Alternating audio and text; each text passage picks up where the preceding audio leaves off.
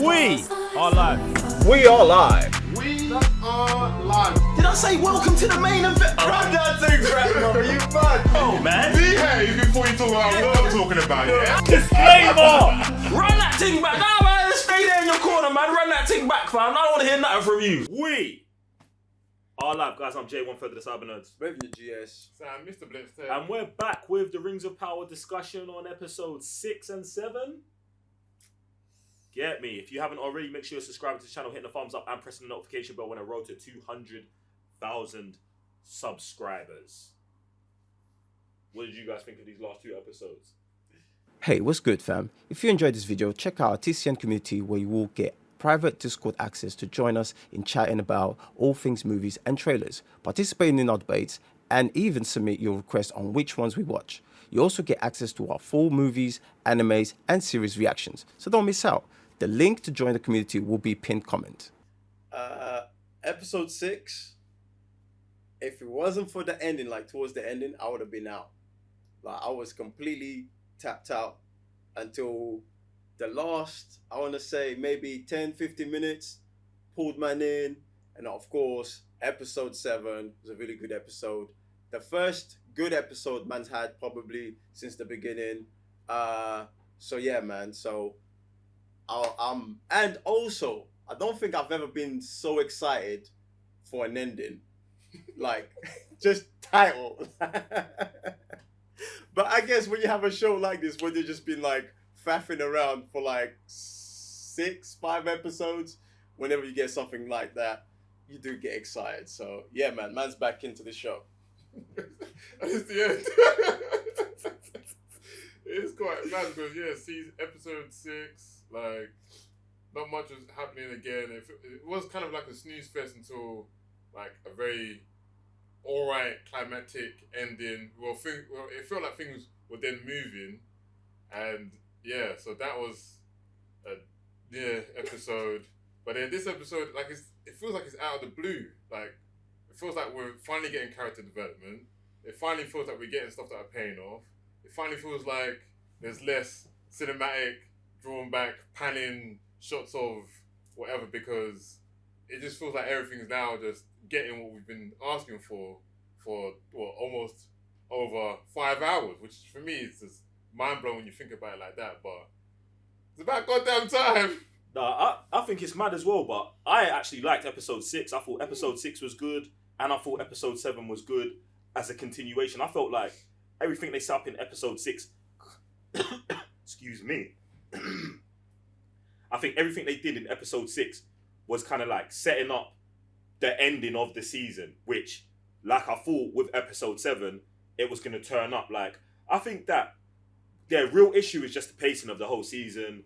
Each episode's too long, but I think from episode 6, 7, and I'm pretty sure episode 8 is gonna be fire as well, because it's like at some point all of this has got to come to some sort of conclusion and start wrapping up. Even with OP characters, dead storylines, lack of character arc. It's like with them drawing it out over the first 5 episodes, from 6 onwards, they have to tighten it up. Do you know what I'm saying? And even in episode 6 and episode 7, there's less wasting time, there's less slow-mos, there's less, like, just all of the stuff that I thought was nonsensical in the first 5 episodes, it's all tightened up here. So I think episode 6 was good in terms of starting up a penultimate and final episode. I thought episode 7 was very good in terms of setting up a final episode, in terms of, like, them, like, basically the volcano erupting, Mordor has been birthed in episode 7. There's a Balrog hiding at the bottom of the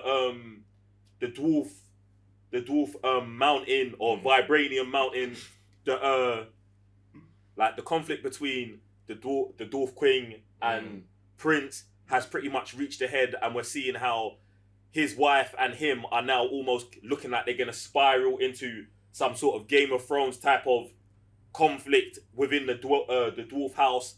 The elf got banished, had to go back. Like, I think bare things have been coming, and even the guy Andor, I really liked that in episode 6. Like, the beef happened, he got cool, and just his dialogue with Gladriel, and how that is stemmed into the second episode, where these men took a major L in episode 6, and now it's like what do we do now? And even where the Queen's like, it's mad because for the Queen and where she started, I like where she's at now, where it's like, yo, I didn't want to be part of this. I was trying to just stick to the tradition we know of, staying out of this, but like really what my dad really wanted was us to back elves. We're backing the elves. We're here now. And now because she has personally also taken an L, she's like, nah, we're coming back full force. This thing's just starting. So I love that. And I think one of the things that's going on here as well is they have already left bare stuff to season 2. Do you know what I'm saying? And I think that's evident with the whole, what's it, Númenor getting flooded? I think the flash of Númenor getting flooded is happening in season 2. After these lot return with the ships, maybe potentially lose again, and then the war gets brought over to their shores. You know what I'm saying? Like, I think things are just going to get bigger and badder from here. And I'm just hoping, because season 2's already been greenlit and all of that other stuff, that they take the criticism from season 1 and like tighten it up in season 2. But like I said, I think both of these episodes were legit. And I'm actually super gassed for the finale. And I think, but it's mad. It's mad, but I just think that the episodes were too long. Do you get what I'm saying? They was drawing it out too long in the first 5 episodes. Yeah. Go on. I was going to say, like, what's crazy for me is that I feel like episode 7 feels like a finale within itself. 100%. So it kind of boggles my mind to think, what can they then do in episode 8? The thing is, them renaming this place to Mordor, these guys saying, oh, we're going to go back, do this, do that. Character, like, arcs almost feel like they've just been finished up. If they do another episode, it's like 70 minutes long, it's like, what else is there to cover? Bro, 70 minutes. That's the thing. In 70 minutes, you can do bears. So I think there is more to cover. And even in episode 6, I felt like the end of episode 6 almost could have been a finale as well. Where volcano erupts.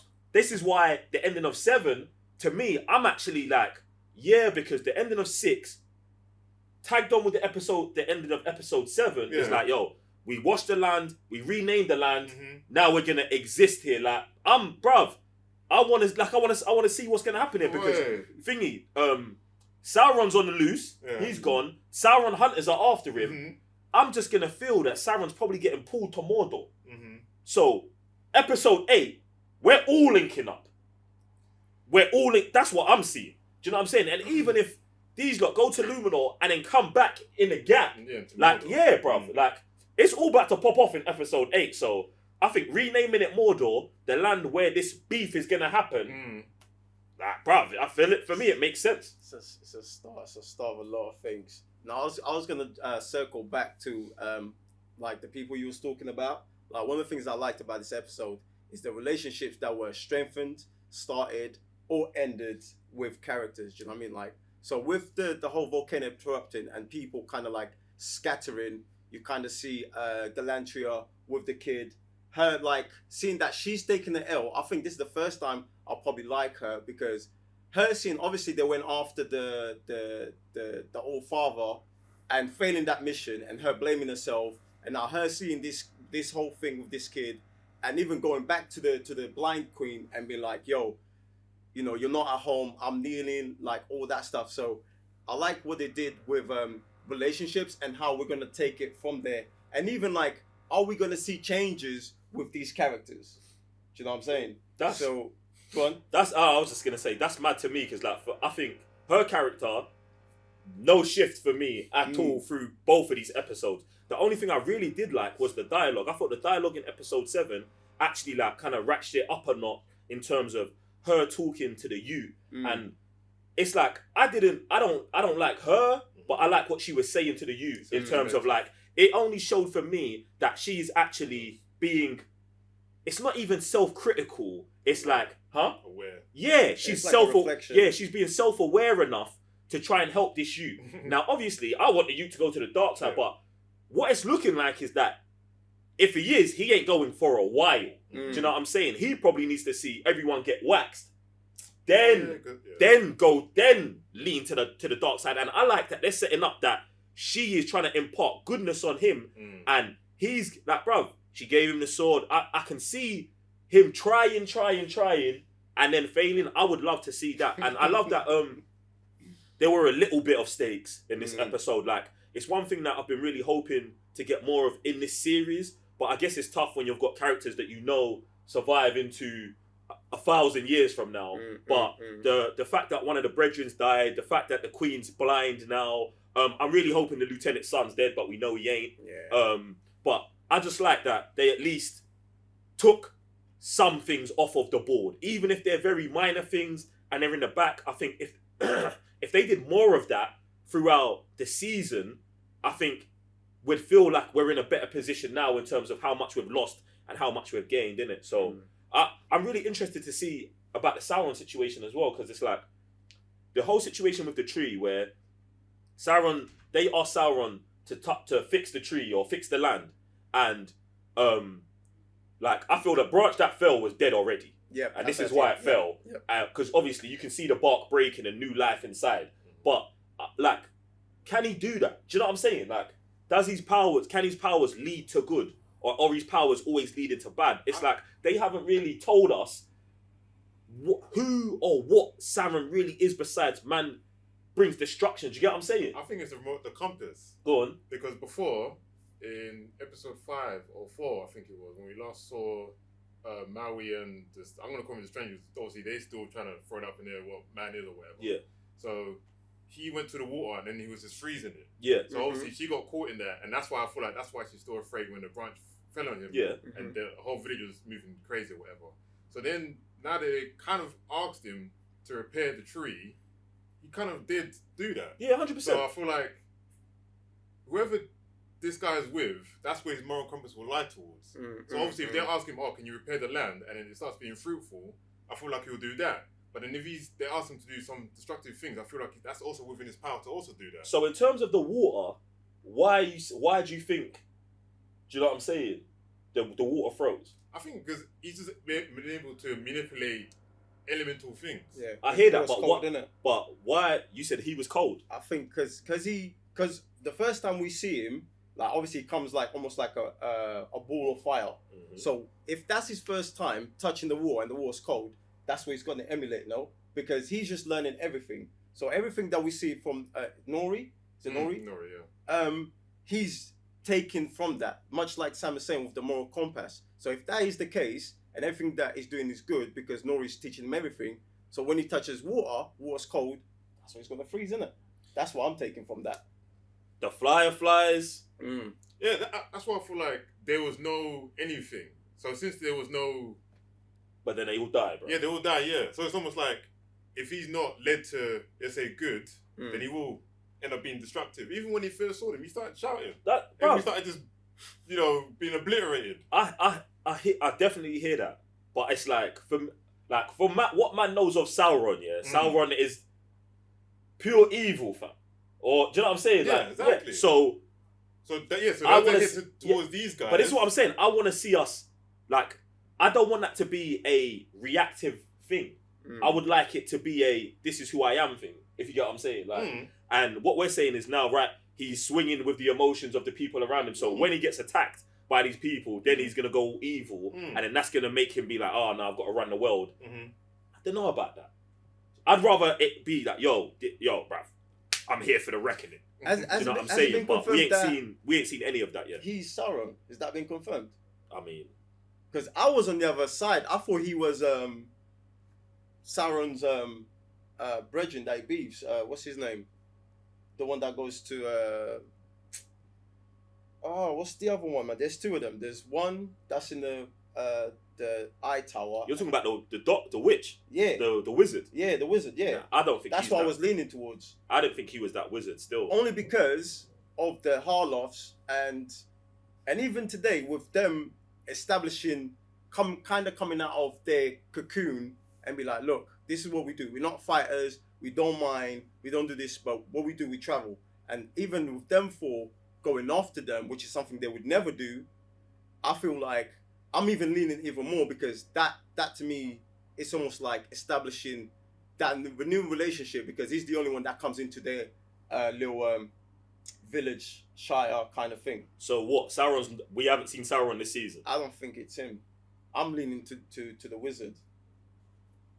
Guys, if you know, jump in the comment section below and let us know. Have we been watching Sauron all season or have we not been? That's actually mad. Like, What are you guys giving the episode's rating? Altogether, I mean, for me, a solid 3.5. I'll say a solid 3.5. I like.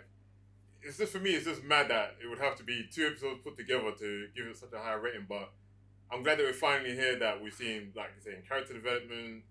At least characters almost owning themselves. I hear that Because I like the relationship between the elf and the dwarf. Like I feel like we've always liked them, but here the levels in acting and everything was just above normal. I'm like, where did this come from? This for me is so weird. I always liked the story with the stranger and Maui. I thought that was always legit, and I just feel like episode 7 really just made everyone on screen just that little bit more of a level than what we usually get. So that's interesting, man. I think if we was rating them separately, I would have given episode 6 a 3.5, and I would have given episode 7 a 4. And in my mind, I presume that the next episode's gonna be better. Do you know what I'm saying? So I'm just interested to see where we go from there. But it sounded like a 3.5 overall, ladies and gentlemen. Let us know what you think about the last 2 episodes of the Rings of Power in the comment section below. Let us more mythology, more knowledge, all of that. And before you leave, make sure you're subscribed to the channel, hitting the thumbs up and pressing the notification bell. Other than that, I'm Jay, 1/3 of the Cyber Nerds. Raven the GS. Sam, Mr. Blitztech. We'll see you next week for the finale. Peace.